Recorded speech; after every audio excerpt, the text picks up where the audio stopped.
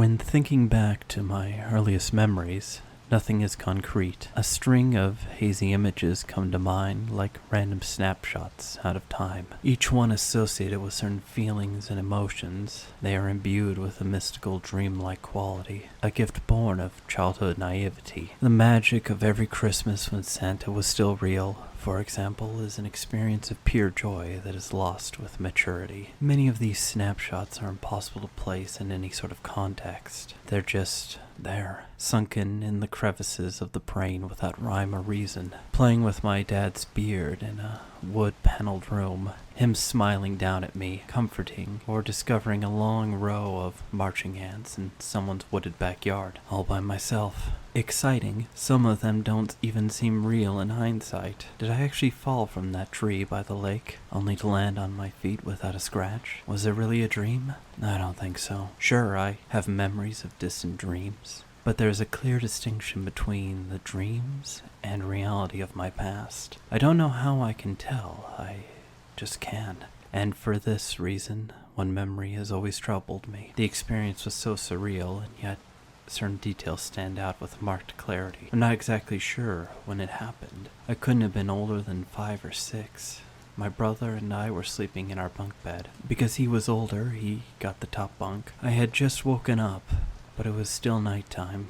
Something felt different. I remember seeing and smelling the rain, but not hearing any. The window was open, and it was very cold in the room. Why was the window open? The curtains were gently flapping, but there was no breeze. The quiet was so intense, it buzzed through my ears. I'd been lying on my side, with one arm dangling off the edge of the bed. Gradually, I became aware that it was warmer near the floor. I felt some kind of heated breeze gently strike my hand, coming and going in short bursts. Finally, I recognized it as someone's breath. Then, the woman slid out from under my bed. The nightlight showed that she had long, blondish hair and wore a white nightgown. And in the dimness, I thought it was my mother. I wasn't at all scared.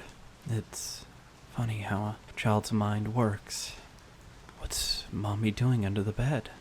Must be getting something or checking for monsters. I was too tired to say anything and remained motionless. Watching, the woman was on her back, but her face stayed in the shadows. She rolled over and crawled on all fours to the far end of the bed, then gliding up the ladder to the top bunk. Every movement was silky smooth and completely silent. She reminded me of a white ribbon dancing in the wind. I closed my eyes and fell back to sleep. I also remember my brother telling me about a weird dream the next morning. He dreamt of a woman who lived under the floor and came out at night to play in the rain. When her clothes got soaked, she went back inside and would whisper things to anyone who was sleeping. It became a recurring dream for him until our family moved out of that house. Strange what the brain chooses to remember.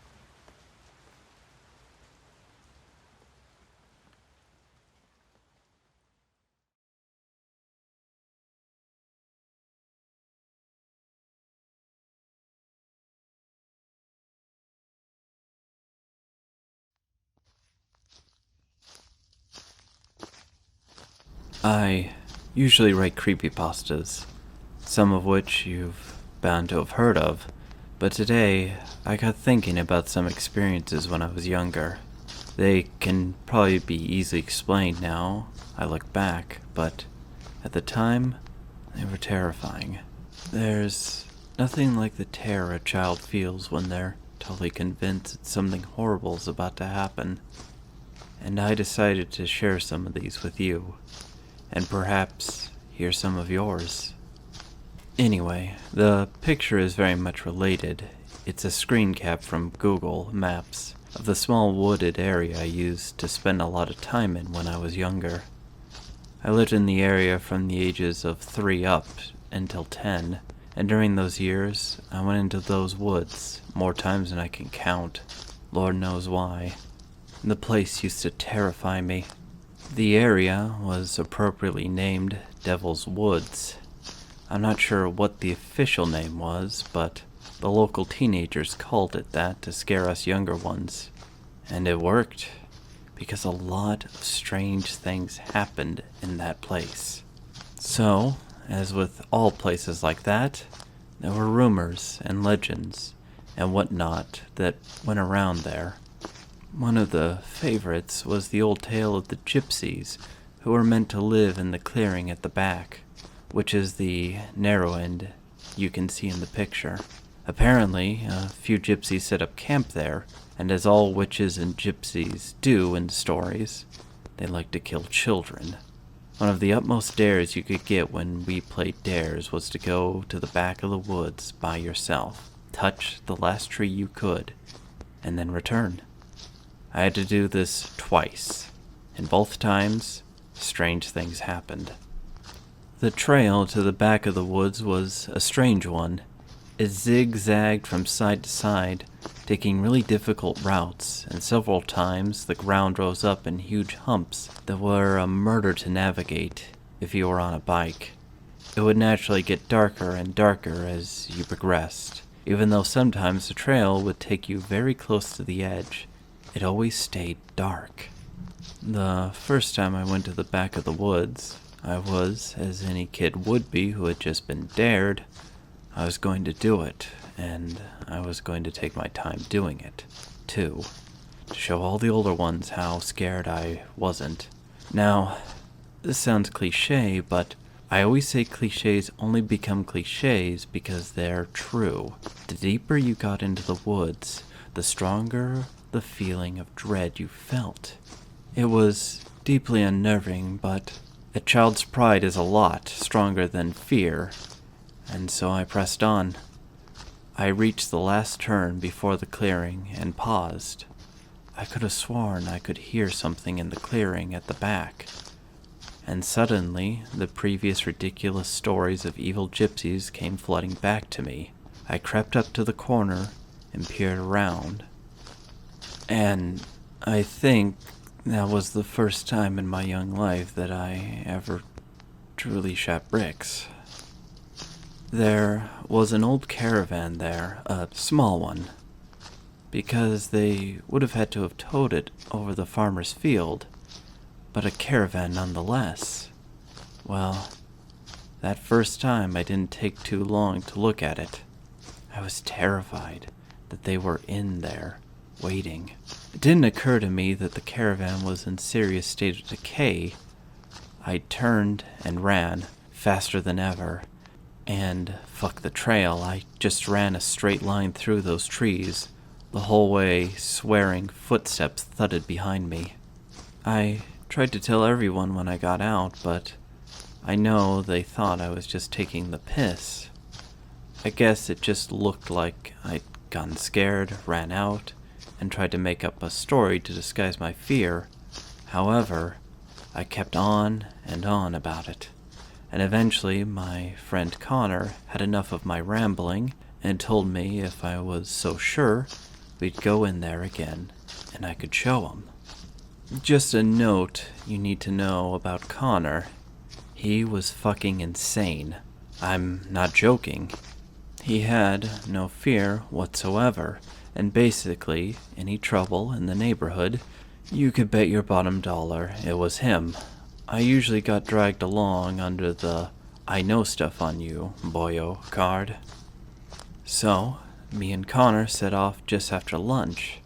We were around 8, I think.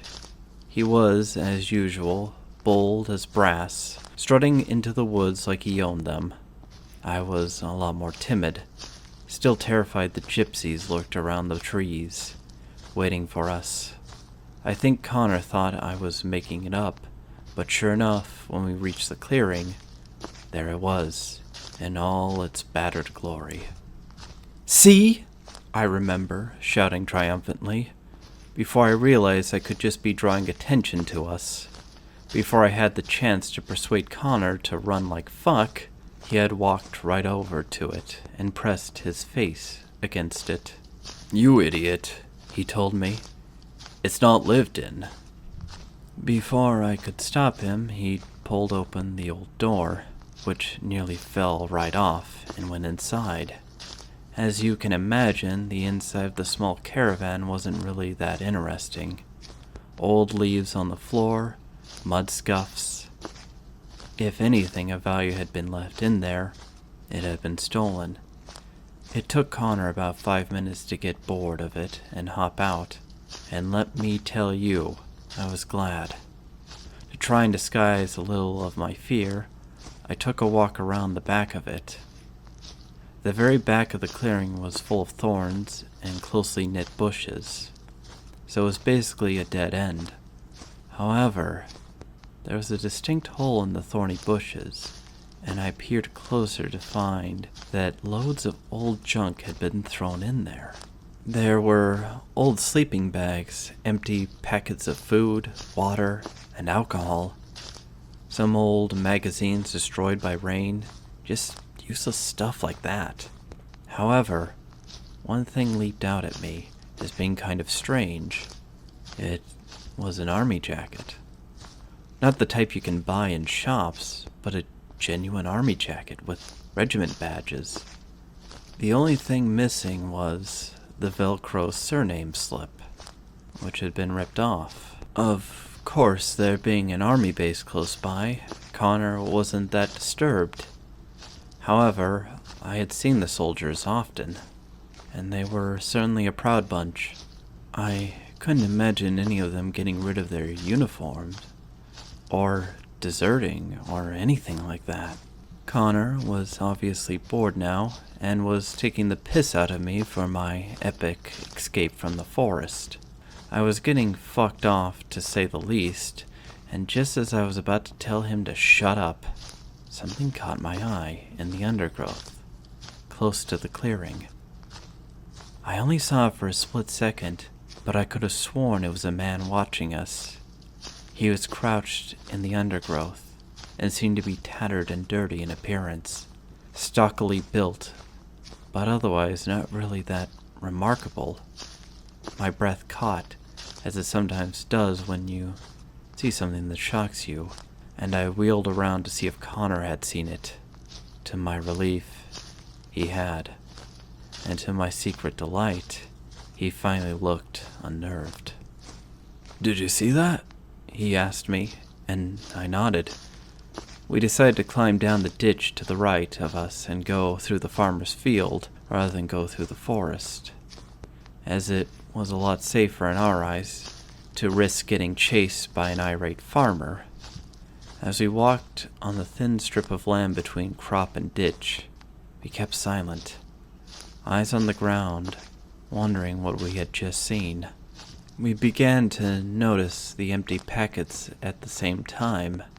Old crisp packets, chocolate bar wrappers, the kind of stuff army guys are given when they go on training missions. High sugar, high energy, things to keep them going in case of an emergency or stranding. At one point we spotted an old thick green sock just lying there, and we were seriously starting to wonder what was going on. I had made a vow to myself to leave that damn place alone now. For the next few days, I kept to my promise. There was a weird tree standing away from the woods that had been disfigured one night after being struck by lightning. If you climbed the trunk, you could sit in the large hole the two separated trunk halves had made quite comfortable. There was a room for several of us, but I sat there alone while everyone went exploring in that forest.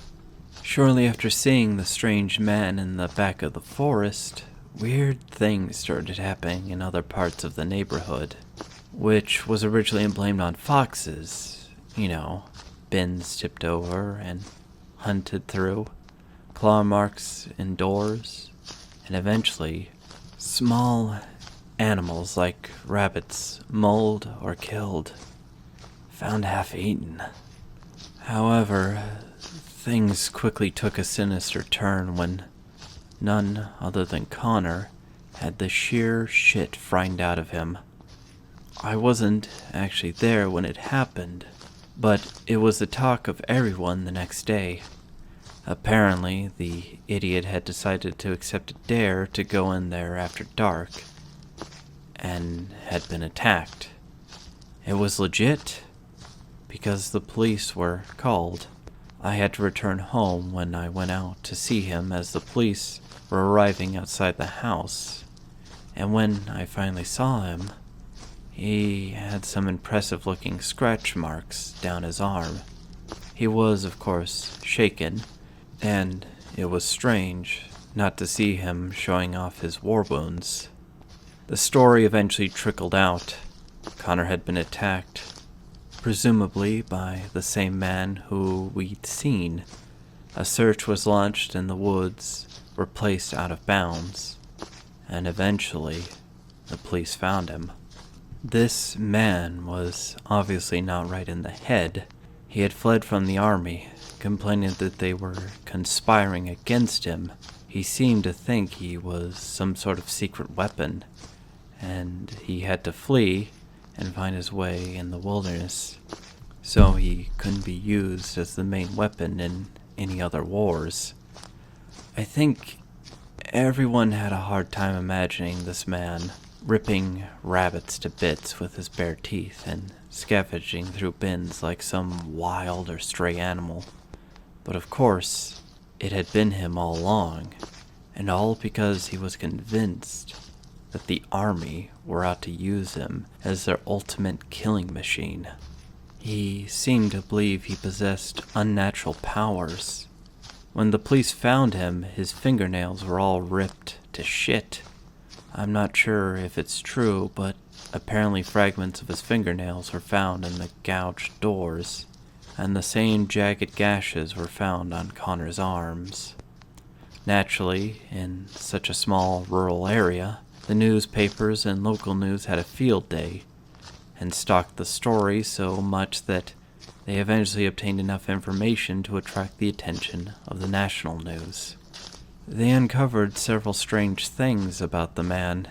He had some really freaky beliefs, aside from the whole "I'm a secret weapon" one. Devil's Woods was incredibly close to the army base. If he really wanted to run from them, why choose a place so close? Well, it turned out that he had also heard of gypsies and believed that their magic could help him. I always thought it was kind of strange that a fully grown man would believe what was essentially a kid's story. However, I had to take into account the fact that the caravan remained there, and it certainly wasn't his. The police, of course, returned to the woods, trying to find out if the man's ramblings had any truth to them, and to discover who owned the caravan. However, they found the clearing empty of any caravan or junk, and fresh tire marks leading along one side of the farmer's field, turning into muddy tire tracks on the road and eventually vanishing. No leads were ever found, and they eventually had to give up on that part of the case. However, this strange ex-soldier still kept up his tales of how they hid him, how they helped him discover more of his powers, and how they performed all these strange rituals. The most interesting part of it all was that for one strange power discovering ritual, they needed a young child. Connor didn't realize exactly what an escape he had. His parents shielded him from most of the information. They moved away shortly after. Like I said at the beginning, this is just an old story from my childhood that I always thought was rather interesting. At least, I've got it out there, though.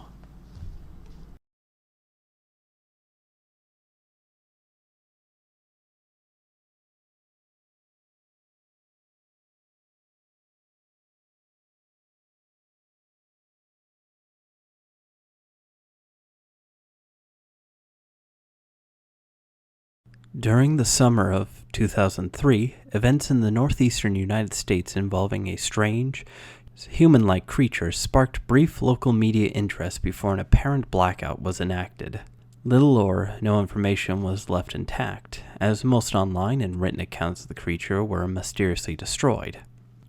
Primarily focused in rural New York State and once found in Idaho, self-proclaimed witnesses told stories of their encounters with a creature of unknown origin. Emotions range from extremely traumatic levels of fright and discomfort to an almost childlike sense of playfulness and curiosity. While their published versions are no longer on record, the memories remained powerful. Several of the involved parties began looking for answers that year. In early 2006, the collaboration had accumulated nearly 24 documents dating between the 12th century and present day, spanning 4 continents. In almost all cases, the stories were identical. I've been in contact with a member of this group and was able to get some excerpts from their upcoming book.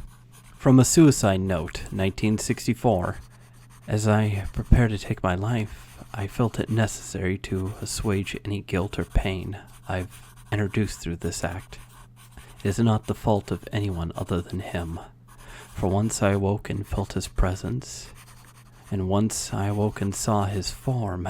Once again I awoke and heard his voice, and looked into his eyes. I cannot sleep without fear of what I might next awake to experience. I cannot ever wake. Goodbye. Found in the same wooden box were 2 empty envelopes addressed to William and Rose, and 1 loose personal letter with no envelope. Dearest Lenny, I have prayed for you. He spoke your name. A journal entry translated from Spanish, 1880. I have experienced the greatest terror. I have experienced the greatest terror. I have experienced the greatest terror. I see his eyes when I close mine. They are hollow, black. They saw me and pierced me. His wet hand. I will never sleep. His voice. The rest is unintelligible text. A mariner's log, 1691. He came to me in my sleep. From the foot of my bed I felt a sensation. He took everything. We must return to England. We shall not return here again at the request of the rake. From a witness, 2006. 3 years ago, I had just returned from a trip from Niagara Falls with my family for the 4th of July. We were all very exhausted after a long day of driving, so my husband and I put the kids right to bed and called it a night. At 4 a.m., I woke up thinking my husband had gotten up to use the restroom. I used this moment to steal back the sheets, only to wake him in the process. I apologized and told him I thought he got out of bed. When he turned to face me, he gasped and pulled his feet up from the end of the bed so quickly his knee almost knocked me out of the bed. He then grabbed me and said nothing. After adjusting to the dark for a half second, I was able to see what caused the strange reaction. At the foot of the bed, sitting and facing away from us, there was what appeared to be a naked man, or a large hairless dog of some sort. Its body position was disturbing and unnatural, as if it had been hit by a car or something. For some reason, I was not instantly frightened by it, but more concerned at its condition. At this point, I was somewhat under the assumption that we were supposed to help him. My husband was peering over his arm and knee, tucked into the fetal position, occasionally glancing at me before returning to the creature. In a flurry of motion, the creature scrambled around the side of the bed and then crawled quickly in a flailing sort of motion right along the bed until it was less than a foot from my husband's face. The creature was completely silent for about 30 seconds, or probably closer to 5. It just seemed like a while. Just looking at my husband, the creature then placed its hand on his knee and ran into the hallway leading to the kids' room. I screamed and ran for the light switch, planning to stop him before he hurt my children. When I got to the hallway, the light from the bedroom was enough to see it crouching and hunched over about 20 feet away. He turned around and looked directly at me, covered in blood. I flipped the switch on the wall and saw my daughter Clara. The creature ran down the stairs while my husband and I rushed to help our daughter. She was very badly injured and spoke only once more in her short life. She said, "He is The rake. My husband drove his car into the lake that night while rushing our daughter to the hospital. They did not survive. Being a small town, news got around pretty quickly. The police were helpful at first, and the local newspaper took a lot of interest as well. However, the story was never published, and the local television news never followed up either. For several months, my son Justin and I stayed in a hotel near my parents' house. After we decided to return home, I began looking for answers myself. I eventually located a man in the next town over who had a similar story. We got in contact and began talking about our experiences. He knew of 2 other people in New York who had seen the creature we now referred to as the rake. It took the 4 of us about 2 solid years of hunting on the internet and writing letters to come up with a small collection of what we believed to be accounts of the rake. None of them gave any detail, history, or follow-up. One journal had an entry involving the creature in its first 3 pages and never mentioned it again. A ship's log explained nothing of the encounter, saying only that they were told to leave by the rake. That was the last entry in the log. There were, however, many instances where the creature's visit was one of a series of visits with the same person. Multiple people also mentioned being spoken to, my daughter included. This led us to wonder if the rake had visited any of us before our last encounter. I set up a digital recorder near my bed and left it running all night, every night, for 2 weeks. I would tediously scan through the sounds of me rolling around in bed each day when I woke up. By the end of the 2nd week, I was quite used to the occasional sound of sleep, while blurring through the recording at 8 times the normal speed. This took almost an hour every day. On the first day of the 3rd week, I thought I heard something different. What I found was a shrill voice. It was the rake. I can't listen to it long enough to even begin to transcribe it. I haven't let anyone listen to it yet. All I know is that I've heard it before, and now I believe that it spoke when it was sitting in front of my husband. I don't remember hearing anything at the time, but for some reason the voice on the recorder immediately brings me back to that moment. The thoughts that must have gone through my daughter's head makes me very upset.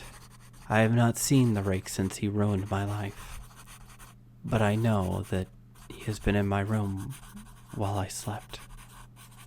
I know and fear that one night I'll wake up to see him staring at me.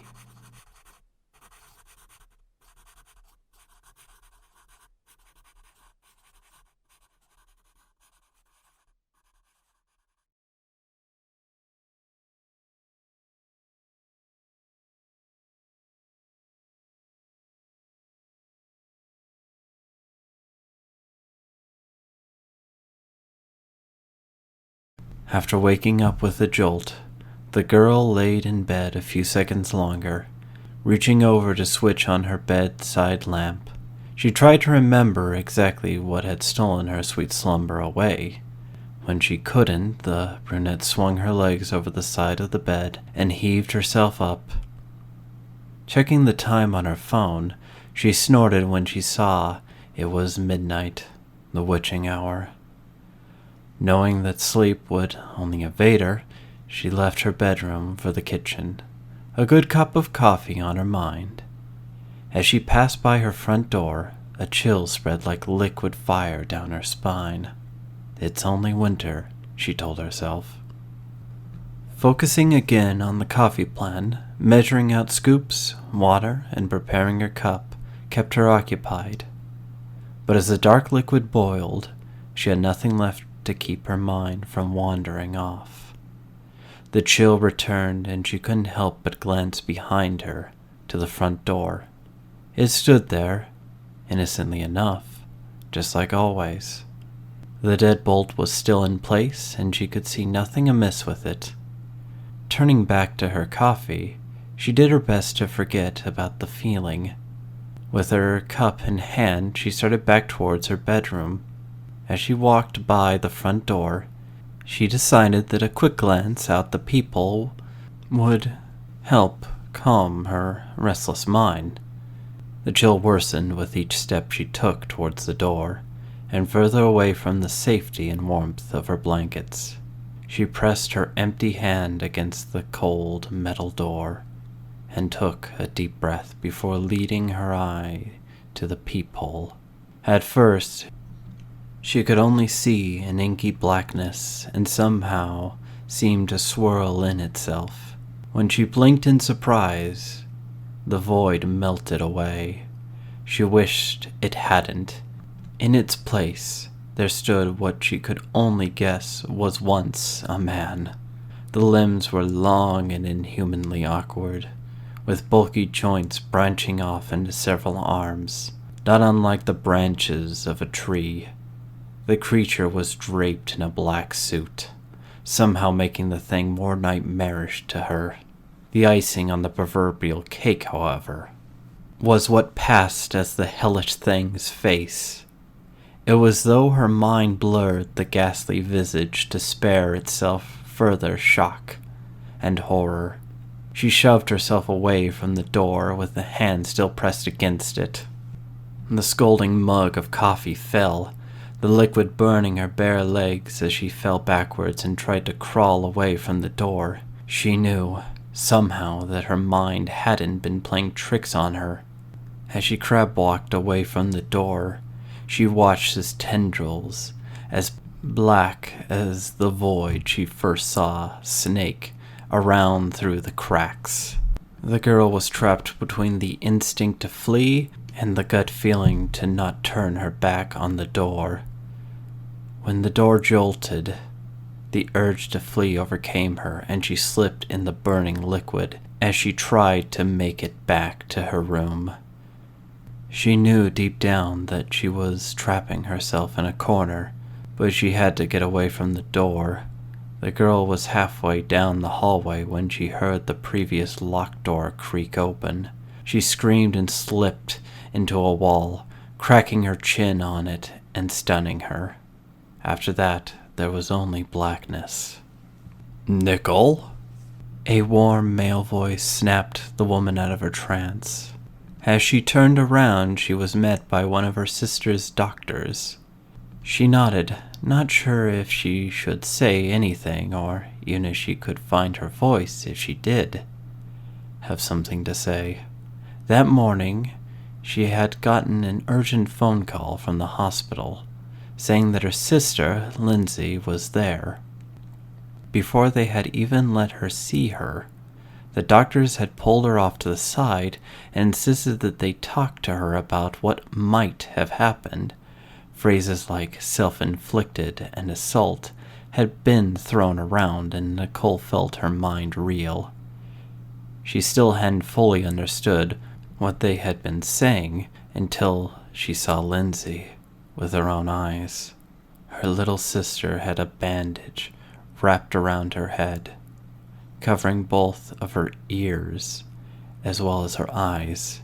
They said it was to keep her now deadening eyes from drying out and to try and keep infection out of the wounds Lindsay had made to her ears. The doctors had guessed that either she or someone else had jammed a pencil into them to keep her off balance or to deafen herself against something. There was a mix of first and second degree burns on her hands, legs, and feet. From what was assumed to be the coffee her neighbors found, slipped all over the entry to her apartment. As Nicole walked into her sister's hospital room for the first time, she thought she had spied the silhouette of a man in the window. That, she knew, was impossible. Her sister's room was on the third story of the hospital.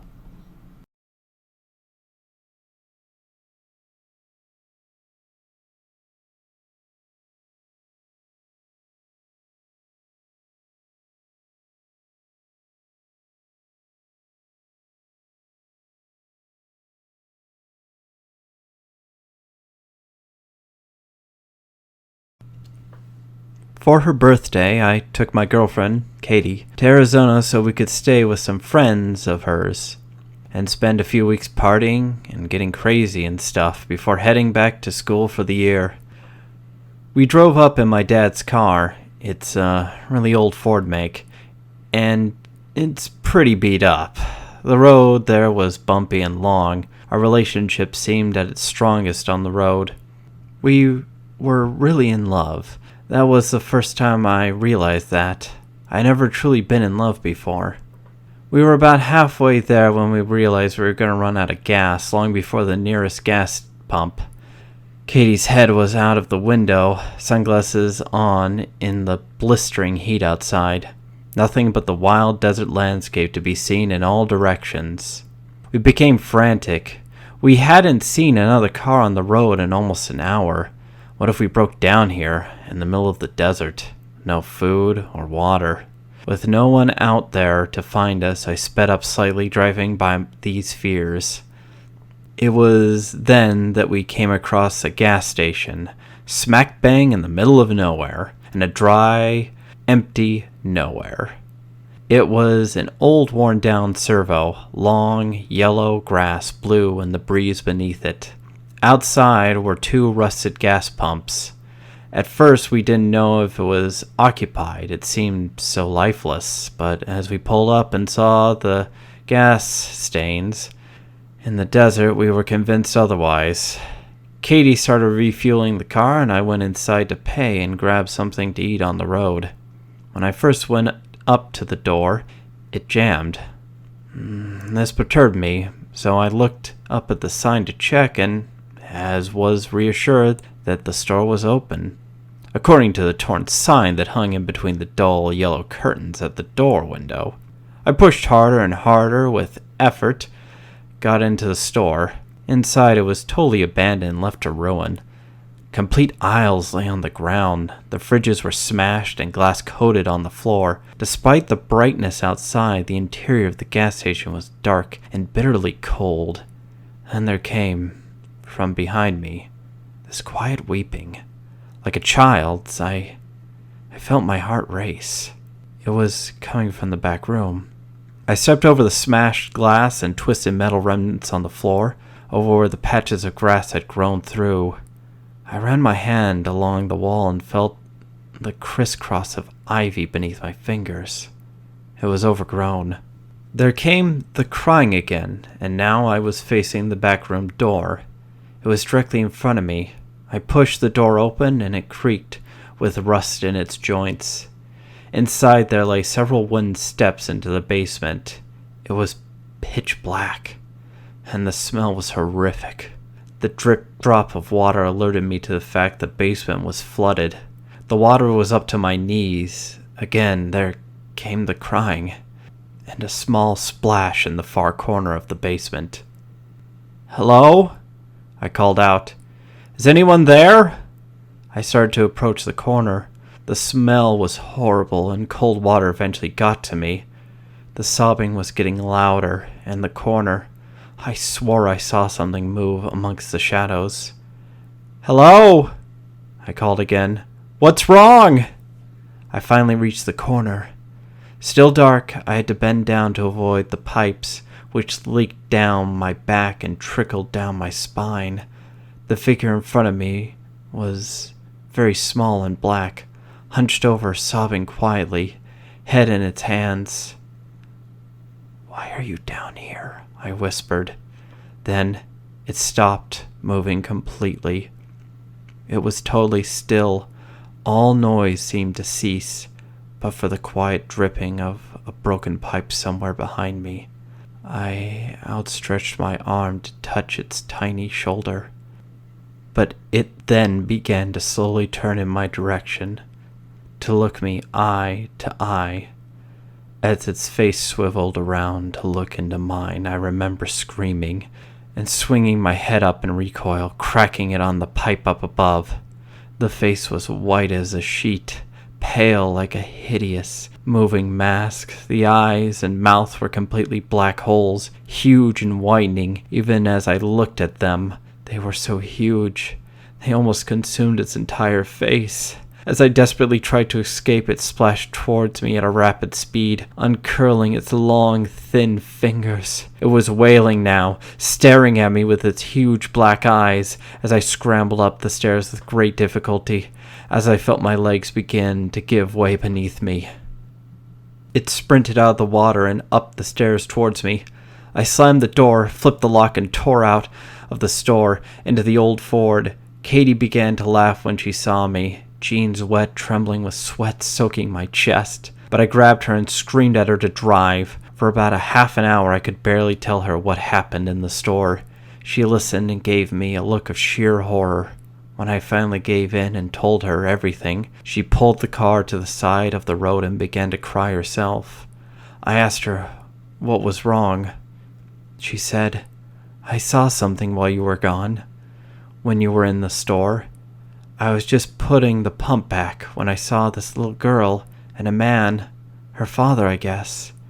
The father stared at me with blank eyes and a hanging jaw, but the girl, oh Lord, the girl, she was staring straight at me, grinning with a huge smile that just stretched so far across her face. I couldn't see any hair on her, and her skin was so dark. Not dark like a colored girl, but dark like a shadow, and her smile just shone through the window. I convinced myself it was a trick of the eye and looked away. When I looked back, they were gone. Then a little while later, you came back out. It was dusk by now. We had nowhere to stay. We had not traveled nearly as much as we hoped to that day, and the nearest motel meant going back past the gas station, so we just drove up from the roadside where we were into a clearing a little way up, where people camp sometimes. We had obviously come the night after a big party. There was broken glass everywhere when we arrived. However, it was empty. After a while, I tried to reassure her that we were okay. I calmed her down, put my arms around her, and we started to kiss. I moved to get closer to her when she suddenly screamed like hell itself. "It's her! It's her!" she screamed, fumbling to start up the engine. I turned in time to witness a small black face, grinning literally ear to ear with only darkness inside. It was crawling into the car through my window, with its limbs splayed out like an insect. It had too many limbs, way too many long arms, the fingers feeling my face like antennae. We sped off back onto the road. Back on the road, nothing seemed right. There were no stars. That was what I noticed first. I was too shaken to think much of it, but there were no clouds that could be blotting them out. There was just a vast night sky devoid of all light. Then a few minutes later, after we'd been driving forward, still sweating and breathing heavily, we passed the gas station. My heart skipped a beat. The gas station was at least half an hour away, in the opposite direction. All the lights were on, and I saw the door sliding open. As we shot past it, Katie was in such hysterics, she found it hard to keep driving. We stopped the car in the middle of the desolate road.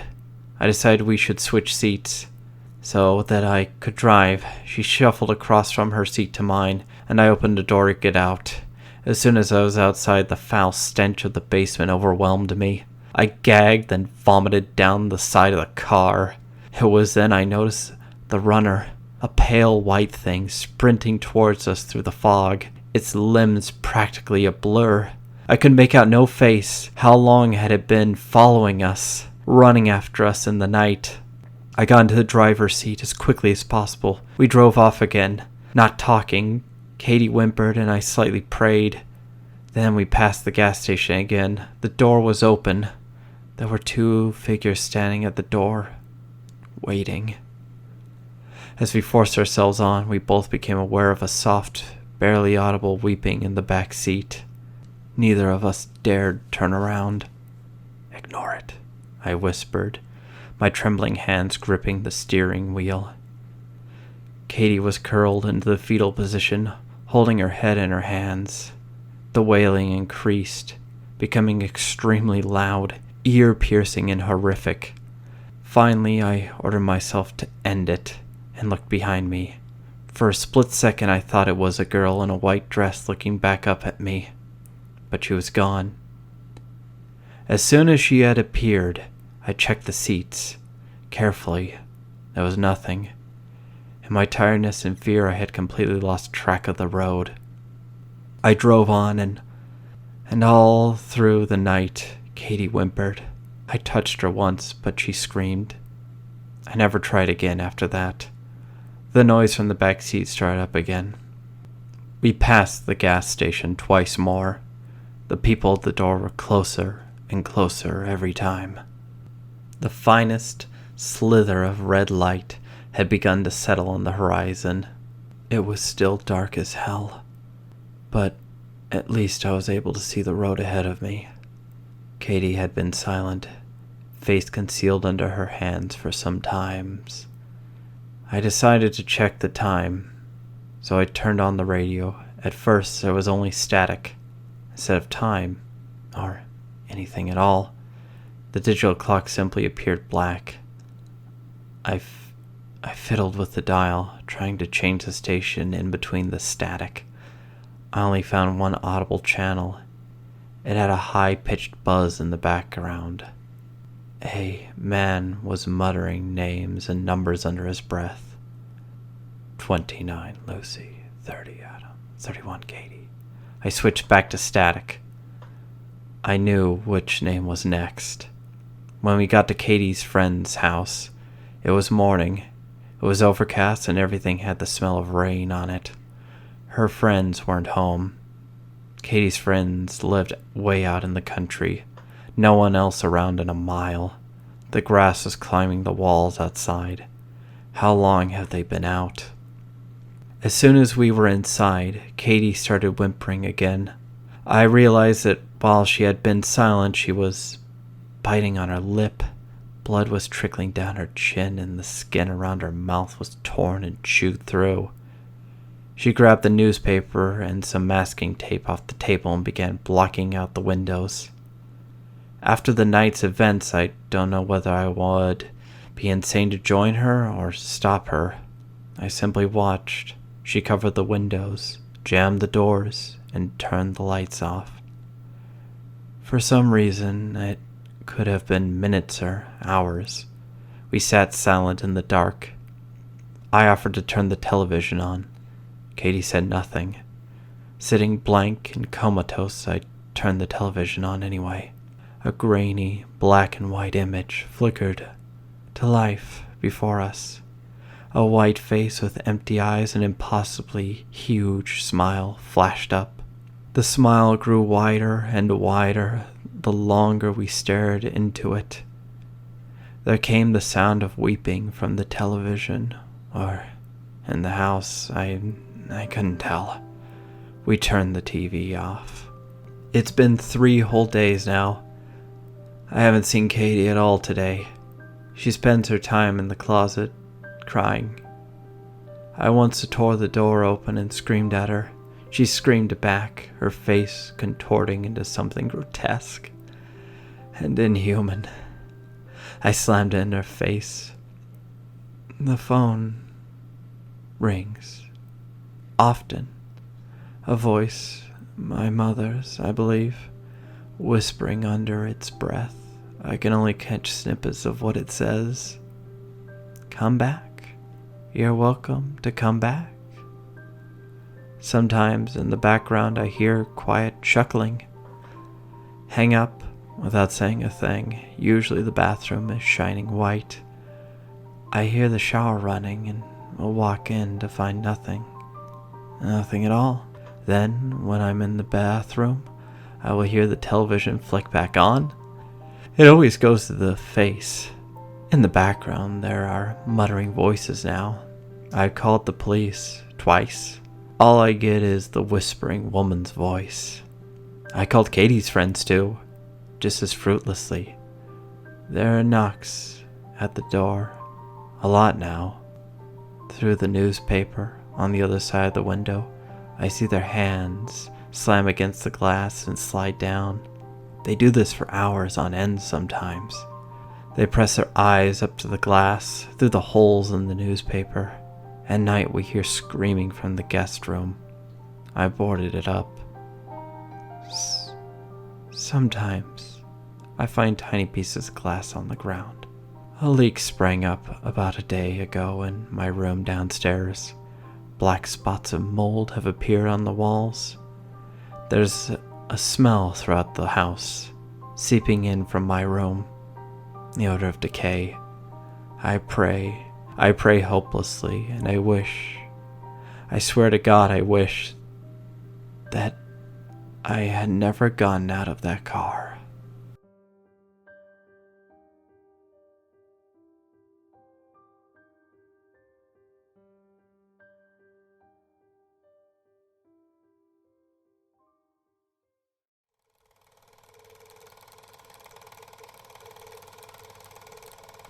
Have you ever heard of an old PC game called The Theater? Yeah, I didn't think so. Probably because many people say it doesn't even exist. You see, The Theater is an old computer game released around the same time as Doom. Today, if you ever find it, it's only available on crappy bootleg CD-ROMs, which, more often than not, don't even actually contain the game. The actual legitimate copies that they say were released back in the day feature a blank cover with nothing but the sprite of what has since been named the Ticket Taker. He is simply a poorly drawn, pixelated, Caucasian bald man with large red lips wearing a red vest over a white shirt and black pants. He is completely emotionless, though some say that if you smash the disc, his face is shown as angry the next time you look at the cover. But this is just dismissed as an urban myth. What is peculiar about the theater, though, is that there is no developer named on the jewel case, nor a game description on the back. It is simply the Ticket Taker on a white backdrop on both sides. The game was initially known for its inability to install correctly. The installation process immediately locks up the computer when the user reaches a licensing agreement. Also strange about the licensing agreement for the theater is that whenever the developer studio is supposed to be named, the text is simply a blank line. Anyways, most people who have claimed to own one of the original CDs say that they figured out how to install the game by simply rebooting their computer on the licensing agreement with the disc still inside. Then they are prompted to press I agree on startup. Then they continue with the installation. The game then starts up without any introduction besides a main menu that is simply the sprite of a movie theater's exterior on an empty city street. The title fades in, and then the three menu buttons, New Game, Load, Options. Selecting Options immediately crashes the game to the desktop. Load is said to not function at all. Even if you do have a saved game, nothing happens when you press it. Thus, New Game is the only working menu option. Once it is selected, you are in the first-person view. You are standing in an empty movie theater lobby, with the exception of the ticket taker standing in front of a dark hallway, which one can only assume leads to the theater themselves. There's nothing to do but look at the poorly drawn, mostly illegible movie posters or approach the ticket taker. Once the player moves towards the ticket taker, a very low-quality sound clip plays saying, "Thank you, please enjoy the movie," along with a speech bubble saying the same thing. You then walk into the hallway, and the screen fades to black, and you're back in the empty lobby, and you do the exact thing again, and again, and again. While this may sound like a really horrible game, a number of peculiar things occur as you continue to play it. The number of times that you have to continue into the hall after giving your ticket to the ticket taker before the strange events happen is unknown. Most state that it's completely random and could take anywhere from the first playthrough to the 400th. What happens, though, has deeply disturbed some players. The first occurrence is when the player fades back in after walking into the hallway. This time, they will notice the ticket taker is completely absent. The player then, without any other options, decides to walk into the dark hallway. The sound clip and text box mentioned previously still play in the absence of the ticket taker, but when the player walks into the hallway, the screen does not fade out. It goes pitch black. As they walk deeper into the hall, but the player's footsteps, sound clip is still playing as they continue to push the up button on their keyboard. Those claiming to have played the original game report to have felt extremely uncomfortable walking down the hallway, anticipating the whole way something horrible happening. Well, eventually the player is unable to move forward. There is nothing for a few moments before a strange sprite that is described as the ticket taker, but with a swirl for a face, appears and stands before the player. The original players of the game say their bodies immediately froze up and their stomachs churned. They saw the sprite, which has been appropriately named the Swirly Head Man. Nothing happens as the Swirly Head Man stands before them. Then suddenly a piercing screech plays as the game glitches out. This lasts for a few minutes, with the screeching being continuous. Then the players abruptly return to the lobby with all the sounds and graphics being as they should be. The game continues normally for the next couple of cycles of entering the hallway, with a couple of the original players claiming the Swirly Head Man would briefly appear and disappear in the corner of the screen as a brisk yelp sound effect plays. Then, at some point after meeting the Swirly Head Man, the player sees the ticket taker pacing back and forth. Though there is no walking animation, the sprite's limbs are completely static, so he just hops up and down slightly as a substitute, with his eyes being wide and his mouth open to simulate a worried facial expression. Some players noted that the movie posters had been replaced with images of the Swirly Head Man, which causes them to immediately turn their character's head away from the posters and approach the ticket taker. Then another different low-quality sound clip plays, but the speech box contains nothing but corrupted characters that cause whatever text that would have been in the box to be completely illegible due to the extremely low quality of the sound. It is debated by players what exactly the ticket taker says at this point, though it is widely agreed that he says, "Never reach the other levels." Then the screen fades out once again, and returns the player back to their starting point in the lobby, but the ticket taker is gone, and the hallway is blocked by a large brick wall sprite. Touching the brick wall will immediately crash the game, and that's all there is to it. No one knows what the other levels are or how to gain access to them, nor is it known why the Swirly Head Man causes such acute fear in those who have seen him in the game. All the original copies of the theater have either been lost or destroyed. But the creepiest part is the fact that all the original players of the game claim to occasionally see a brief glimpse of the Swirly Head Man out of the corner of their eyes. Thank you. Please enjoy the movie.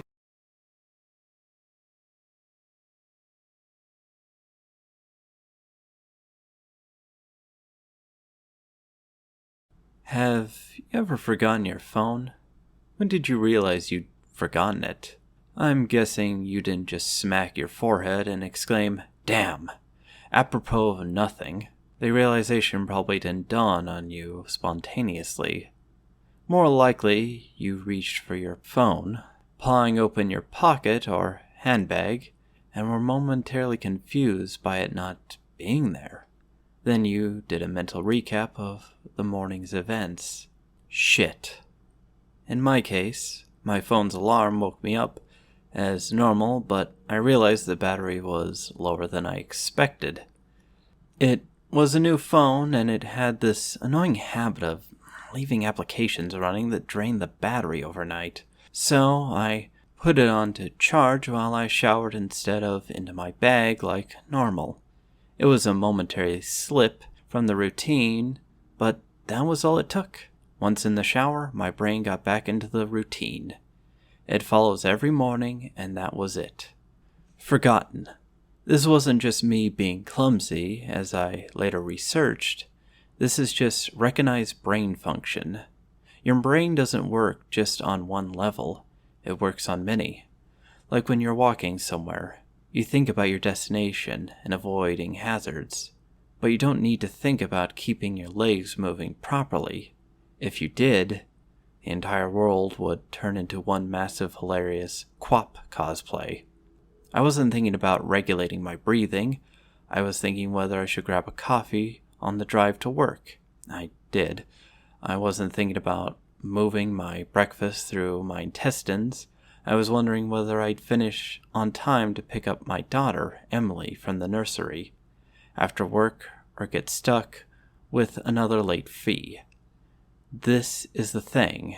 There's a level of your brain that just deals with routine, so the rest of your brain can think about other things.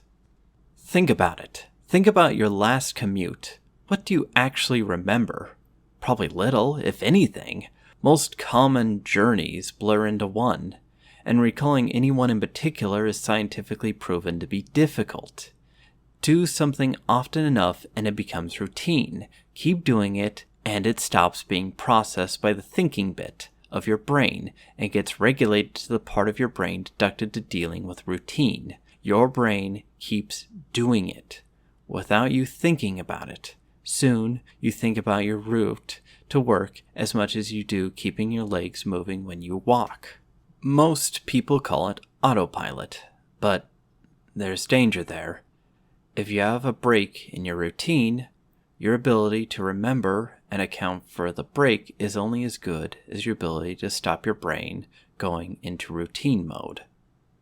My ability to remember my phone being on the counter is only as reliable as my ability to stop my brain entering morning routine mode, which would dictate that my phone is actually in my bag. But I didn't stop my brain entering routine mode. I got into the shower as normal. Routine started. Exception forgotten. Autopilot engaged. My brain was back in the routine. I showered, I shaved, the radio forecasted amazing weather. I gave Emily her breakfast and loaded her into the car. She was so adorable that morning. She complained about the bad sun in the morning, blinding her, saying it stopped her having a little sleep on the way to nursery, and left. That was the routine. It didn't matter that my phone was on the counter.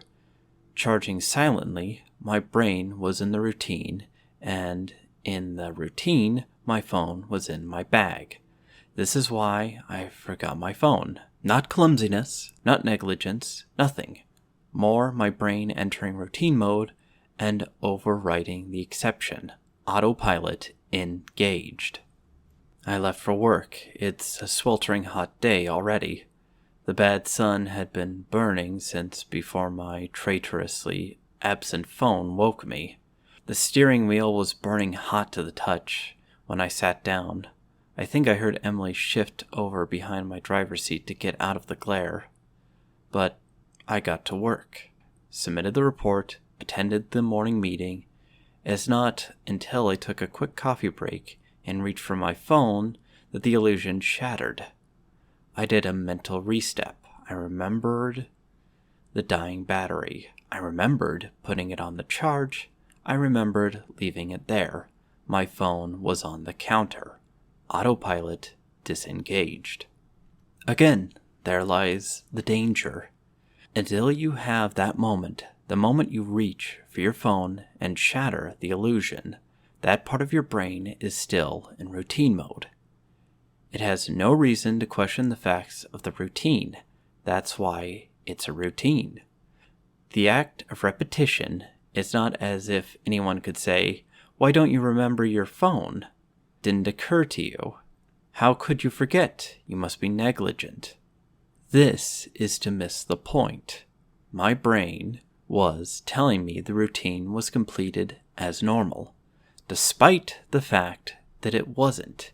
It wasn't that I forgot my phone, according to my brain. According to the routine, my phone was in my bag. Why would I think to question it? Why would I check? Why would I suddenly remember out of nowhere that my phone was on the counter? My brain was wired into the routine, and the routine was that my phone was in my bag. The day continued to bake. The morning haze gave way to the relentless fever heat of the afternoon. Tarmac bubbled. The direct beams of heat threatened to crack the pavement. People swapped coffees for iced smoothies. Jackets discarded, sleeves rolled up, ties loosened, brows mopped. The parks slowly filled with sunbathers and barbecues. Window frames threatened to warp.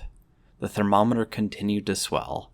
Thank fuck the offices were air-conditioned. But, as ever, the furnace of the day gave way to a cooler evening. Another day, another dollar. Still cursing myself for forgetting my phone. I drove home. The day's heat had baked the inside of the car, releasing a horrible smell from somewhere. When I arrived on the driveway, the stones crunching comfortably under my tire, my wife greeted me at the door. "Where's Emily?" Fuck. As if the phone wasn't bad enough. After everything, I'd left Emily at the fucking nursery after all. I immediately sped back to the nursery. I got to the door and started practicing my excuses, wondering vainly if I could charm my way out of a late fee. I saw a piece of paper stuck to the door. "Due to vandalism overnight, please use side door today only." Overnight? What? The door was fine this morning. I froze. My knees shook. Vandals. A change in the routine. My phone was on the counter. I hadn't been there this morning. My phone was on the counter. I'd driven past because I was drinking my coffee. I'd not dropped off Emily. My phone was on the counter. She'd moved her seat. I hadn't seen her in the mirror. My phone was on the counter. She'd fallen asleep out of the bad sun.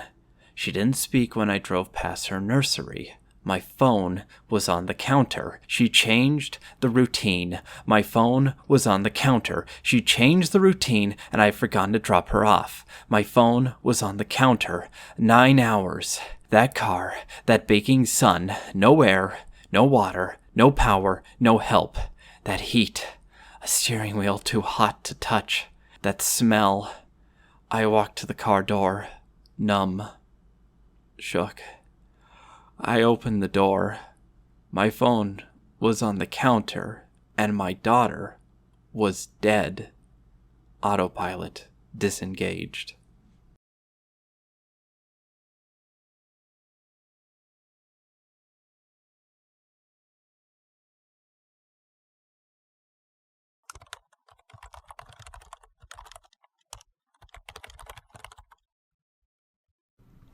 I first met in person with Mary in the summer of 2007. I had arranged with her husband of 15 years, Terrence, to see her for an interview. Mary had initially agreed, since I was not a newsman but rather an amateur writer gathering information for a few college assignments and, if all went according to plan, some pieces of fiction. We scheduled the interview for a particular weekend when I was in Chicago on unrelated business, but at the last moment, Mary changed her mind and locked herself in the couple's bedroom, refusing to meet with me. For half an hour, I sat with Terrence as we camped outside the bedroom door. I, listening and taking notes while he attempted fruitlessly to calm his wife. The things Mary said made little sense, but fit with the pattern I was expecting. Though I could not see her, I could tell from her voice that she was crying. And more often than not, her objections to speaking with me centered around an incoherent diatribe on her dreams. Terrence apologized profusely when we ceased the exercise, and I did my best to take it in stride. Recall that I wasn't a reporter in search of a story, but merely a curious young man in search of information. Besides, I thought at the time I could perhaps find another similar case if I put my mind and resources to it. Mary E. was the sysop for a small Chicago-based bulletin board system in 1992. When she first encountered Smile.jpg, and her life changed forever. She and Terrence had been married for only 5 months. Mary was one of an estimated 400 people who saw the image when it was posted as a hyperlink on the BBS, though she is the only one who has spoken openly about the experience. The rest have remained anonymous or are perhaps dead. In 2005, when I was only in 10th grade, Smile.jpg was first brought to my attention by my burgeoning interest in the web-based phenomenon. Mary was the most often cited victim of what is sometimes referred to as Smile.dog. The being Smile.jpg is reputed to display. What caught my interest, other than the obvious macabre elements of the cyber legend and proclivity towards such things, was the sheer lack of information, usually to the point that people don't believe it even exists other than a rumor or hoax.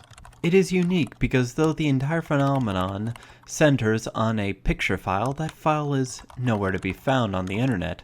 Certainly, many photo-manipulated simulacra litter the web, showing up with the most frequency on such sites as the image board 4chan, particularly the X-focused paranormal subboard. It is suspected these are fakes because they do not have the effect the true Smile.jpg is believed to have, namely sudden onset temporal lobe epilepsy and acute anxiety. This purported reaction in the viewer is one of the reasons the phantom-like Smile.jpg is regarded with such disdain, since it is patently absurd, though depending on whom you ask, the reluctance to acknowledge Smile.jpg's existence might be just as much out of fear as it is out of disbelief. Neither Smile.jpg nor Smile.dog is mentioned anywhere on Wikipedia, though the website features articles on such other, perhaps more scandalous shock sites, as Hello.jpg or 2 Girls, 1 Cup. Any attempt to create a page pertaining to Smile.jpg is similarly deleted by any of the encyclopedia's many admins. Encounters with Smile.jpg are the stuff of internet legend. Mary E's story is not unique. There are unverified rumors of Smile.jpg showing up in the early days of Usenet, even one persistent tale that in 2002 a hacker flooded the forums of a humor and satire website Something Awful with a deluge of Smile.dog pictures, rendering almost half the forum's users at the time epileptic. It is also said that in the mid to late 90s that Smile.jpg circulated on Usenet and as an attachment of a chain email with the subject line, "Smile, God loves you." Yet despite the huge exposure these stunts would generate, there are very few people who admit to having experienced any of them, and no trace of the file or any link has ever been discovered. Those who claim to have seen Smile.jpg often weakly joke that they were far too busy to save a copy of the picture to their hard drive. However, all alleged victims offer the same description of the photo. A dog-like creature, usually described as appearing similar to a Siberian husky, illuminated by the flash of the camera, sits in a dim room, the only background detail that is visible being a human hand extending from the darkness near the left side of the frame. The hand is empty, but is usually described as beckoning. Of course, most attention is given to the dog, or dog creature, as some victims are more certain than others about what they claim to have seen. The muzzle of the beast is reputedly split in a wide grin, revealing 2 rows of very white, very straight, very sharp, very human-looking teeth. This is, of course, not a description given immediately after viewing the picture, but rather a recollection of the victims, who claim to have seen the picture endlessly repeated in their mind's eye during the time they are, in reality, having epileptic fits. These fits are reported to continue intermittently, often while the victim sleeps, resulting in very vivid and disturbing nightmares. These may be treated with medication, though in some cases it is more effective than others. Mary E., I assume, was not on effective medication. That is why, after my visit to her apartment in 2007, I sent out feelers to several folklore and urban legend-oriented news groups, websites, and mailing lists, hoping to find the name of a supposed victim of Smile.jpg, who felt more interested in talking about his experiences. For a time, nothing happened, and at length I forgot completely about my pursuits, since I had begun my freshman year of college and was quite busy. Mary contacted me via email, however, near the beginning of March 2008. To retracted from Mary E. retracted.net. Subject: last summer's interview. Dear Mr. L., I am incredibly sorry about my behavior last summer. When you came to interview me, I hope you understood that it was no fault of yours, but rather my own problems led me to act out as I did. I realized that I could have handled the situation more decorously. However, I hope you will forgive me. At the time, I was afraid. You see, for 15 years I have been haunted by Smile.jpg. Smile.dog comes to me in my sleep every night. I know that sounds silly, but it is true. There is an infallible quality about my dreams, my nightmares, that makes them completely unlike any real dreams I have ever had. I do not move and do not speak. I simply look around, and the only thing ahead of me is the scene from that horrible picture. I see the beckoning hand, and I see Smile.dog. It talks to me. It is not a dog, of course, though I am not quite sure what it is, really. It tells me it will leave me alone if only I do as it asks. All I must do, it says, is spread the word. That is how it phrases its demands, and I know exactly what it means. It wants me to show it to someone else. And I could. The week after my incident, I received in the mail a manila envelope with no return address. Inside was a 3.5-inch floppy diskette. Without having to check, I knew precisely what was in it. I thought for a long time about my options. I could show it to a stranger, a coworker. I could even show it to Terrence, as much as the idea disgusted me. And what would happen then? Well, if Smile.dog kept its word, I could sleep. If it lied, what would I do? And who was to say worse would not come for me after, if I did as the creature asked? So I did nothing for 15 years. So I kept the diskette hidden amongst my things. Every night for 15 years, Smile.dog has come to me in my sleep and demanded that I spread the word. For 15 years, I have stood strong. Though there have been hard times, many of my fellow victims on the BBS board, when I first encountered Smile.jpg, stopped posting. I heard some of them committed suicide. Others remained completely silent, simply disappearing off the face of the web. They are the ones I worry about the most.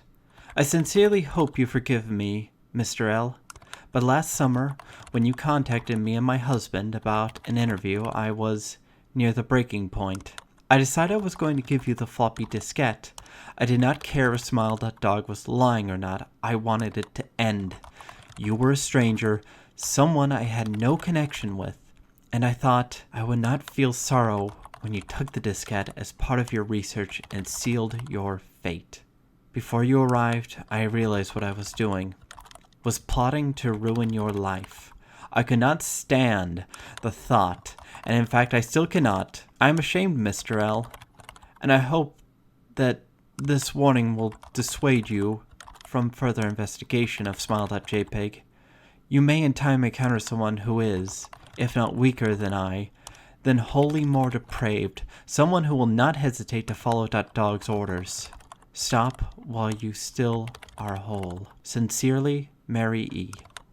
Terrence contacted me later that month with the news that his wife had killed herself.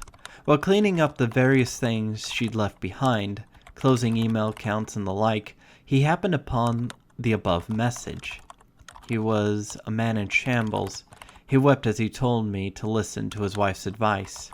He found the diskette. He revealed and burned it until it was nothing but a stinking pile of blackened plastic.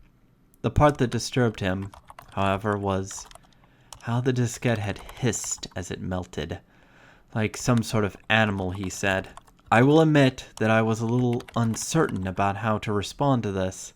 At first, I thought perhaps it was a joke, with the couple belatedly playing with the situation in order to get a rise out of me. A quick check of the several Chicago newspapers, online obituaries, however, proved that Mary was indeed dead. There was, of course, no mention of suicide in the article. I decided that, for a time at least, I would not further pursue the subject of Smile.jpg, especially since I had finals coming up at the end of May. But the world has odd ways of testing us. Almost a full year after I'd returned from my disastrous interview with Mary E., I received another email. To redacted from lzahir82@redacted.com. Subject: Smile. Hello. I found your email address through a mailing list. Your profile said you were interested in Smile Dog. I have saw it. It is not as bad as everyone says. I have sent it to you here. Just spreading the word. Smiley face. The final line chilled me to the bone. According to my email client, there was one file attached called, naturally, Smile.jpg. I considered downloading it for some time. It was most likely a fake, I imagined, and even if it weren't, I was never wholly convinced of Smile.jpg's peculiar powers. Mary's account had shaken me, yes, but she was probably mentally unbalanced anyway. After all, how could a simple image do what Smile.jpg was said to accomplish? What sort of creature was it that could break one's mind with only the power of the eye? And if such things were patently absurd, then why did the legend exist at all? If I download the image, if I looked at it, and if Mary turned out to be correct, if Smile.dog came to me in my dreams demanding I spread the word, what would I do? Would I live my life as Mary had, fighting against the urge to give in until I died? Or would I simply spread the word, eager to put it to rest? And if I chose the latter route, how could I do it? Whom would I burden in turn? If I went through with my early intentions to write a short article about Smile.jpg, I decided I could attach it as evidence, and anyone who read the article, anyone who took interest would be affected. And assuming that Smile.jpg attached to the email was genuine, would I be capricious enough to save myself in that manner? Could I spread the word? Yes. Yes, I could.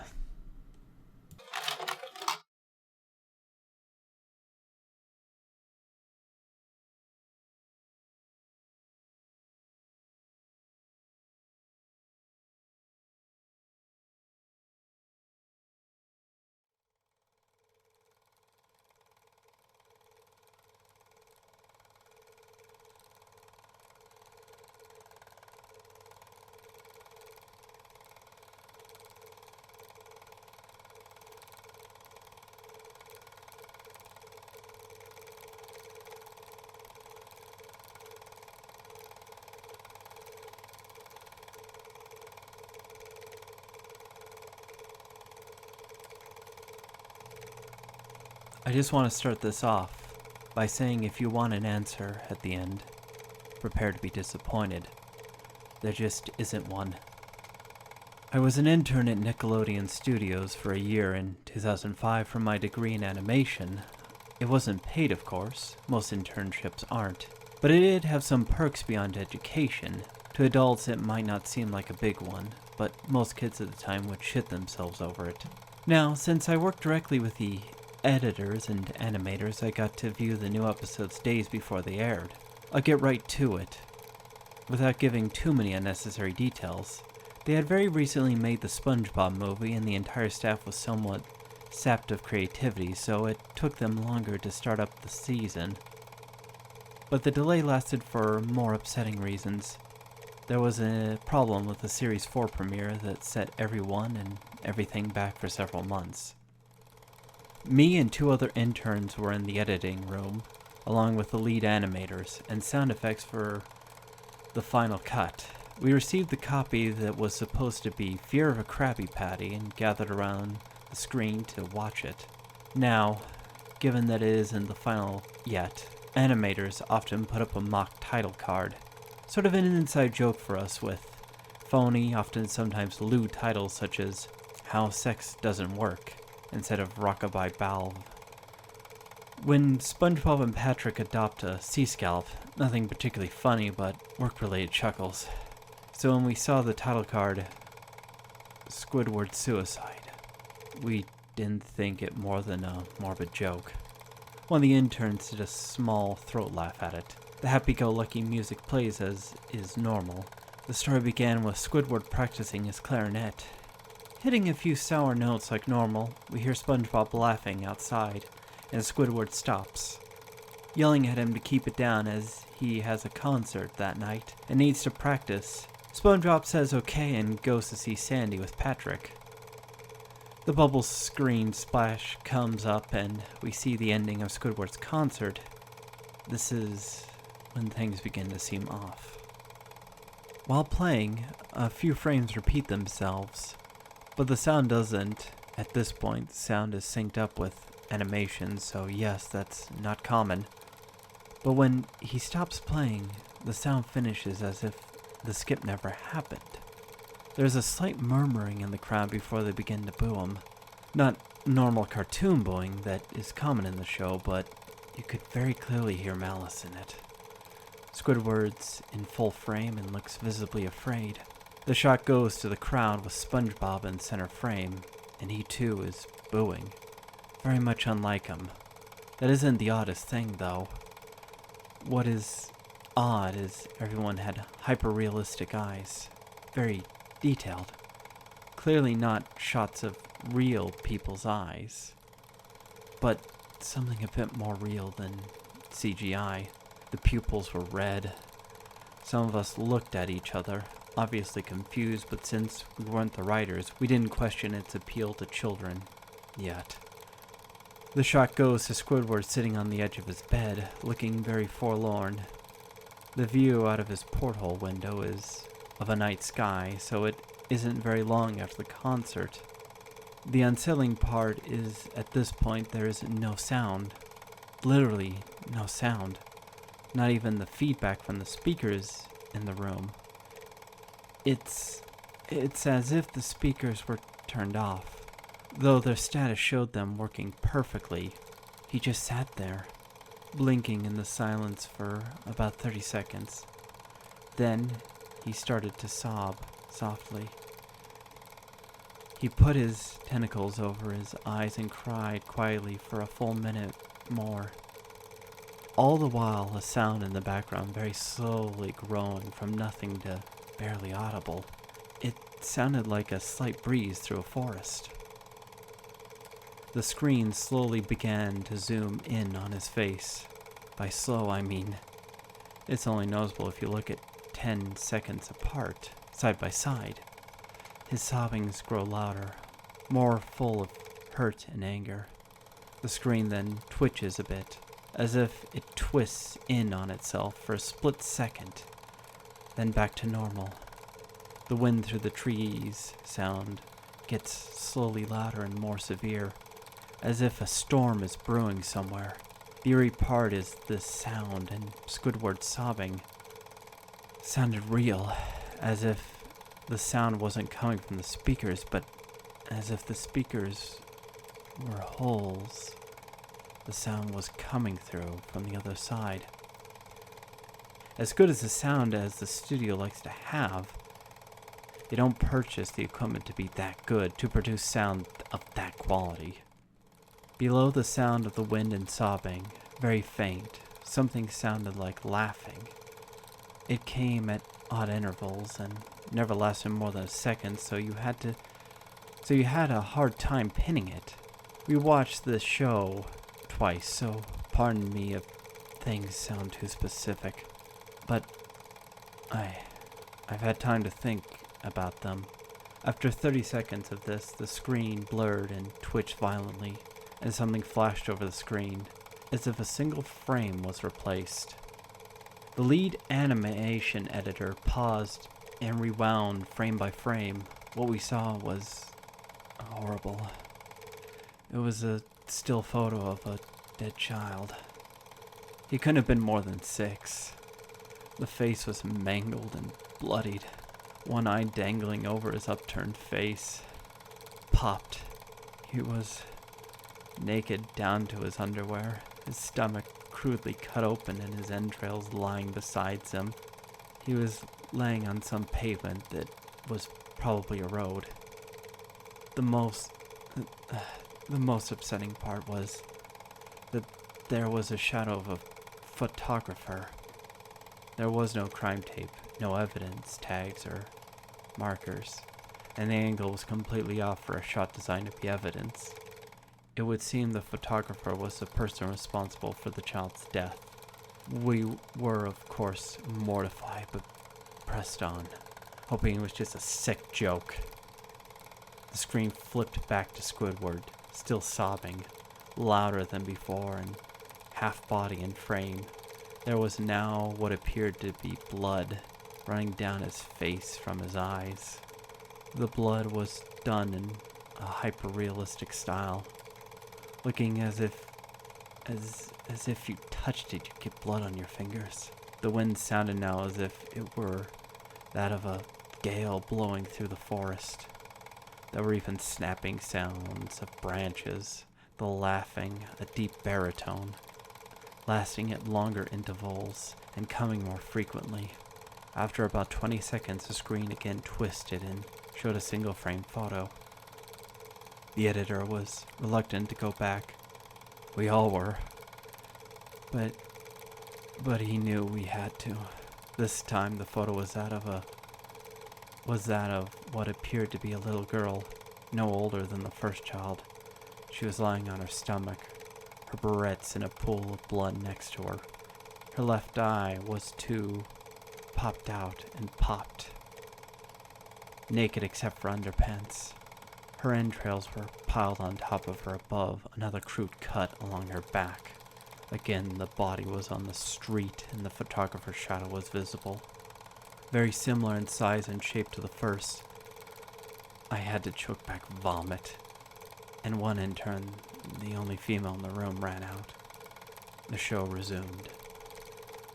About 5 seconds after the second photo played, Squidward went silent, as did all the sound, like it was when this scene started. He put his tentacle down and his eyes were now done in a hyper-realism like the others were in the beginning of this episode. They were bleeding, bloodshot, and pulsating. He just stared at the screen as if watching the viewer. After about 10 seconds, he started sobbing, this time not covering his eyes. The sound was piercing and loud, and most fear-inducing of all, his sobbing was mixed with screams. Tears and blood were dripping down his face at a heavy rate. The wind sound came back, and so did the deep-voiced laughing, and this time the still photo lasted for a good 5 frames. The animator was able to stop it on the 4th and backed up. This time the photo was a boy, about the same age, but this time the screen was different. The entrails were just being pulled out from a stomach wound by a large hand. The right eye popped and dangling, blood trickling down it. The animator proceeded. It was hard to believe, but the next one was different, but we couldn't tell what. He went on to the next. Same thing. He went back to the first and played them quicker, and I lost it. I vomited on the floor, the animating and sound editors gasping at the screen. The 5 frames were not as if they were 5 different photos.